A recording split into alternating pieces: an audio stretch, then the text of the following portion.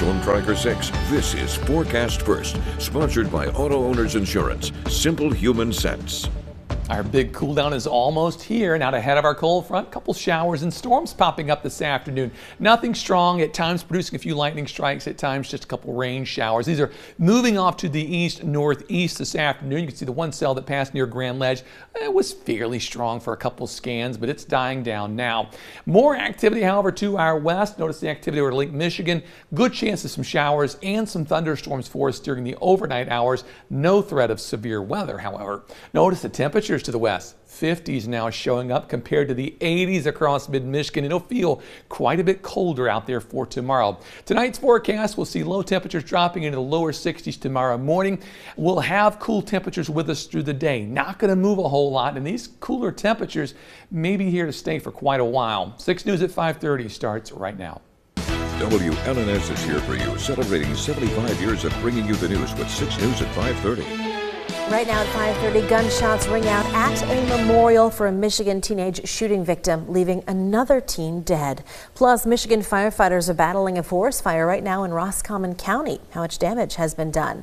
And a massive rescue operation is underway to save hundreds of people stuck on Mount Everest. Those stories and a lot more in all in the first 6 minutes. Thank you for joining us this evening. I'm Siobhan Klepper. Let's go ahead and start that clock. And we begin in Grand Rapids, where the search continues for the person who shot and killed a teenager at a memorial for another teenage shooting victim. It happened on Saturday night. According to the boy's mother, 17-year-old Niles Murray was attending the memorial for his friend, Millie Penn, who was killed in 2024 at the age of 15. A 17-year-old was charged in July with that crime. Well, police say more than 100 bullet casings were found in the area on Saturday, and there were likely multiple shooters. The police chief says people from the neighborhood are frustrated and fed up. One consistent theme that I've heard over and over as I walk these streets is that the residents here are absolutely sick of this. They're sick of the violence here. The chief says many of those residents are now coming forward with information. Again, no arrests have been made.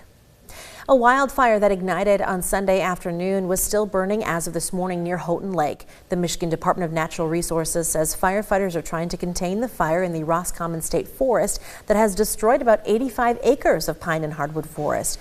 No word yet on how this fire started, but officials say people should be very careful with outdoor heat and sparks during drought conditions. Looking at news from the rest of the country, former NFL quarterback Mark Sanchez is now being charged with a felony connected with an incident in Indianapolis on Saturday night. Prosecutors announced the new charge today, adding to the misdemeanor charges Sanchez already faces. Police say the Fox Sports analyst was pepper sprayed and stabbed multiple times during a fight with a 69-year-old truck driver. They accuse Sanchez of accosting the driver, who was also injured. In Texas, a passenger on a United Airlines flight is accused of trying to open a cabin door on a plane after it landed last night. A statement from United Airlines says all passengers on the flight were safe and not harmed, although the attempt caused the plane's emergency slides to deploy. The plane just arrived to Bush Airport in Houston from Indianapolis. Police arrested that passenger. In South Carolina, investigators are looking into a fire that destroyed the home of a circuit court judge on Saturday.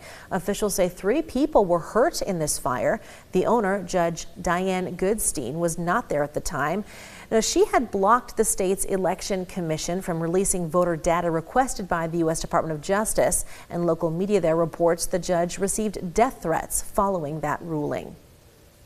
In Washington, D.C., the Supreme Court rejected an appeal from Ghislaine Maxwell, who is now serving 20 years in prison for her role in luring teenage girls to be sexually abused by Jeffrey Epstein. Maxwell's lawyers say she's innocent. She was recently moved from a low-security federal prison in Florida to a minimum-security prison camp in Texas after she was interviewed by the Department of Justice. Neither her lawyers or the federal government gave a reason for the move. The Trump administration has urged the High Court to stay out of the case. Well, today in Egypt, negotiators from Israel and Hamas are holding indirect talks about a possible ceasefire in the war in Gaza on the eve of the war's 2nd anniversary. A plan was put together by the United States that includes the partial withdrawal of Israeli forces. Hamas would be required to release the remaining Israeli hostages in return for Palestinian prisoners. However, despite President Trump ordering Israel to stop the bombing, Israeli forces continued to hit Gaza with airstrikes, killing at least 19 people in the last 24 hours. In Australia today, police arrested a 60-year-old man accused of shooting at people on a busy Sydney street, injuring 16 of them. Police say the man was shooting from his home at random cars and others. About 50 shots were fired. There were no deaths reported. Police locked down the street and then went into the home, arresting the man after finding a rifle. Australia has had a ban on automatic and semi-automatic weapons since 1996. Are racing to reach hikers stranded on Mount Everest after a freak October snowstorm caught hundreds off guard. Teams with horses and oxen have been trekking their way through deep snow, trying to reach a tourist camp on the slope of Everest in Tibet, nearly 16,000 feet up. The blizzard hit suddenly Friday, crushing tents and cutting off communication.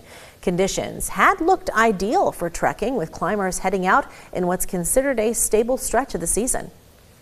The time when monsoon should have completely withdrawn, and then you expect clear skies, visitors going up, mountaineers even going up. Chinese state media says hundreds of hikers have now been rescued, but hundreds more are believed to still be stranded and at risk of hypothermia. 3 scientists were just announced as the winners of the Nobel Prize in Medicine today for their work that can have a big impact on cancer research. Mary Brunko, Fred Ramsdell, and Dr. Shimon Sakaguchi were named in a news conference this morning. They study the way the body's immune system sometimes attacks healthy tissue instead of foreign invaders. The Nobel Committee says the scientists have advanced treatments for cancer and autoimmune diseases. And taking our first 6 minutes of news to the top, a French professional mountain biker just set a new record in Paris. The cyclist climbed the 686 steps up to the Eiffel Tower's second floor in just 12 minutes and 30 seconds on his bike. He made his 2-wheel ascent on Thursday. The previous record, David, which was set almost 20 years ago, was 19 minutes and 4 seconds. Well, all right. You could do that. No, I couldn't. And I mean, kudos to him, but Yeah. I don't think I'd have a desire to do that, do you? No, I would probably have a hard time just walking up to the second floor, let alone Right. trying to do that on the I bike. mean, I love mountain biking. That's all fun and Yeah. everything, but nothing too special. No tricks from this guy. No, we had some great biking weather over the weekend. A little We bit did. warm maybe, but still beautiful. And I've got a trick in the forecast. Oh. You're not going to like it. Oh, Cool details in just a minute. thanks, David.